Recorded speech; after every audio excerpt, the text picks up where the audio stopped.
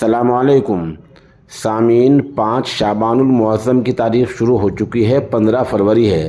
خبر کا عنوان ہے سابق وزیر اعظم عمران خان کے نمائندے جمعیت علماء پاکستان کے صدر حضرت مولانا فضل الرحمان سے ملاقات کریں گے۔ یہ سیاست ہے، کب کیا ہو جائے کچھ پتہ نہیں ہے۔ وہی عمران خان ہیں جو کل تک مولانا فضل الرحمان صاحب کو ڈیزل کہا کرتے تھے، مولانا ڈیزل۔ آج وہ اس بات پر مجبور ہوئے ہیں کہ مولانا سے ملاقات کریں۔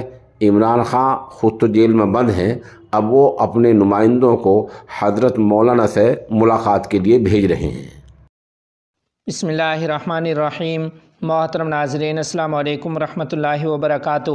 الیکشن کے بعد پی ٹی آئی کا جمعیت علماء اسلام سے پہلا رابطہ۔ تفصیلات کے مطابق بیرسٹر گوہر خان کی قیادت میں 5 رکنی وفد آج رات مولانا فضل الرحمان صاحب دامت برکاتہم العالیہ سے ملاقات کرے گا۔